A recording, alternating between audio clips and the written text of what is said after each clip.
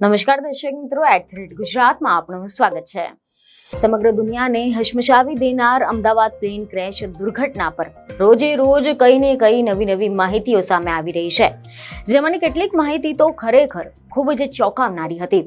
જેમ કે આ પ્લેન ક્રેશ દુર્ઘટનામાં પ્લેનમાં સવાર તમામ મુસાફરો અને ક્રૂ મેમ્બર્સ એમ 241 લોકોના જીવ ગયા હતા, જ્યારે આ જ પ્લેનમાં સવાર એકમાત્ર પેસેન્જર વિશ્વાસ કુમારનો ચમત્કારિક રીતે બચાવ થયો હતો। અને હવે આ ઘટના બાદ જે દ્રશ્યોનું પ્રત્યક્ષદર્શીઓ દ્વારા જે વર્ણન કરવામાં આવી રહ્યું છે, તેને તો સૌ કોઈના હૃદયને રોડાવી દીધા છે।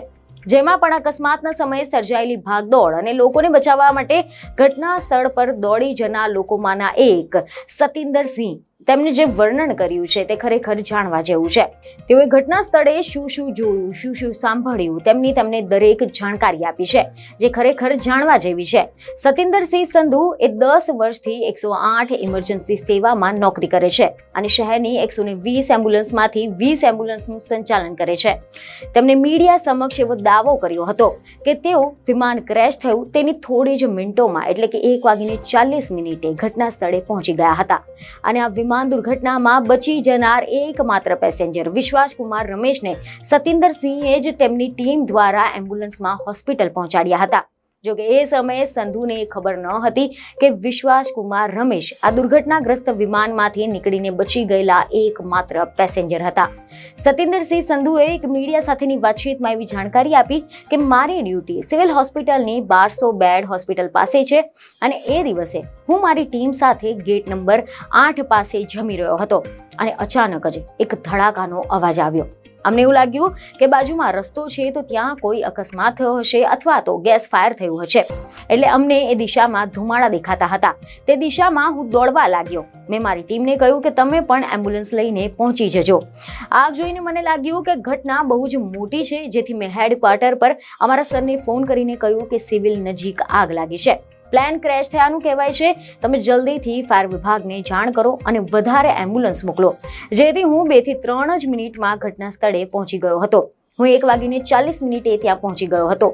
મેં ત્યાં પહોંચીને જોયું કે આગ ખૂબ જ વિકરાળ હતી, કંઈ જ દેખાતું ન હતું, લોકો આમ તેમ દોડી રહ્યા હતા। એક સિક્યોરિટી ગાર્ડ દરવાજાની બહાર આવ્યા, જેમને મોઢા પર અને હાથ પગ પર ઈજાઓ થઈ હતી। તેમને હું અમારી 108 એમ્બ્યુલન્સ પાસે લઈ ગયો અને અમારી ટીમે તેમને સિવિલ હોસ્પિટલ પહોંચાડ્યા હતા। તેની 1-2 મિનિટ બાદ એક યુવકને જોયો, જે અંદર જતો હતો ને બહાર આવતો હતો। અમે તેમને બૂમો પાડી અને અંદર ન જવા માટે સમજાવ્યા। તેમને મોઢા પર ઈજાઓ થઈ હતી ને હાથ પર દાઝી ગયા હતા। તેમને એમ્બ્યુલન્સમાં સિવિલ હોસ્પિટલ લઈ ગયા હતા। જોકે રાત્રે 9 વાગ્યા બાદ અમને ખબર પડી કે જેમને અમે રેસ્ક્યુ કરીને હોસ્પિટલ લઈ ગયા હતા તે વિશ્વાસ કુમાર રમેશ છે, કે જે આ વિમાન દુર્ઘટનામાં બચી જનાર એકમાત્ર પેસેન્જર છે। અને ત્યારબાદ એક ડોક્ટરનો પરિવાર બહાર આવ્યો, જેમને અમારી ટીમ સિવિલ હોસ્પિટલ લઈ આવી હતી। આ આગ એટલી બધી વિકરાળ હતી કે અંદર જઈ શકાય તેમ પણ ન હતું। સ્થાનિક લોકોના પણ જીવ ગયા હતા। આસપાસની બિલ્ડિંગમાં પણ આગ લાગી હતી। એક મહિલા દોડીને આવી રહી હતી, તેના બાળકને બચાવવા માટે તે દોડી રહી હતી, પરંતુ તેને બચાવી શકી ન હતી। તે અમે આંખોથી જોયું। તે મહિલા પણ દાઝી ગયા હતા। તેમને અમે એમ્બ્યુલન્સમાં સિવિલ હોસ્પિટલ પહોંચાડીને દાખલ કર્યા હતા। ફાયર બ્રિગેડની ટીમ પહોંચ્યા બાદ અમે અંદર ગયા તો જોયું કે જે જગ્યા પર વિમાન પડ્યું હતું તે બિલ્ડિંગ, પ્લોટ તેમજ રસ્તા પર કેટલાય શબ પડ્યા હતા। વિમાનનો કાટમાળ સળગી રહ્યો હતો, તેમજ હોસ્ટેલ પર દરેક જગ્યાએ શબ અને ઈજાગ્રસ્ત લોકો જોવા મળ્યા હતા। એ દિવસે અમારી 108ની ટીમ દ્વારા 20 ઇજાગ્રસ્ત લોકોને હોસ્પિટલ પહોંચાડવામાં આવ્યા હતા। તમે જણાવી દઈએ કે સોશિયલ મીડિયા પર એક વિડીયો વાયરલ થયો હતો, જેમાં વિશ્વાસ કુમાર રમેશ ઘટના સ્થળેથી બહાર આવી રહ્યા છે। તે બહાર આવે છે અને પછી સતિન્દરસિંહ તેમને પકડીને એમ્બ્યુલન્સ સુધી લઈ જાય છે, જેને લઈને પણ તેમણે મીડિયાને જણાવ્યું કે જ્યારે તેમને અમે રેસ્ક્યુ કર્યા હતા તે સમયે અમને ખબર ન હતી કે તેઓ વિમાનના મુસાફર હતા અને બચી ગયેલા પેસેન્જર છે। તેમને મોઢા પર ઈજા થઈ હતી, હાથ પણ દાઝી ગયા હતા। તેઓ પરેશાન લાગતા હતા। તેઓ ક્યારેક અંદર જતા તો ક્યારેક બહાર આવતા હતા। તેમને અમારી પાસે વાત થઈ ત્યારે તેઓ સતત બોલી રહ્યા હતા કે મારા પરિવારના લોકો અંદર છે, મારે તેમને બચાવવાના છે। મહત્વનું છે કે અમદાવાદમાં 12 જૂન 2025ના દિવસે જે 230 મુસાફરો અને ક્રૂ મેમ્બર સાથે એર ઇન્ડિયાનું લંડન જવા નીકળેલું બોઈંગ 787 ડ્રીમ લાઇનર વિમાન ક્રેશ થયું હતું અને આ દુર્ઘટનામાં વિમાનમાં સવાર 242માંથી 241 લોકોના જીવ ગયા હતા।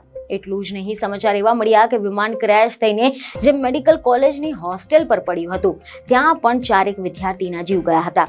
તો આવી જ દુનિયાની અનેક ખબરો માટે અમારી આ ચેનલને સબસ્ક્રાઇબ કરો અને સાથે જ અમને ઇન્સ્ટાગ્રામ અને ફેસબુક પર પણ ફોલો કરી શકો છો. બીજને ખબરો સાથે ફરી મળીશું. ધન્યવાદ.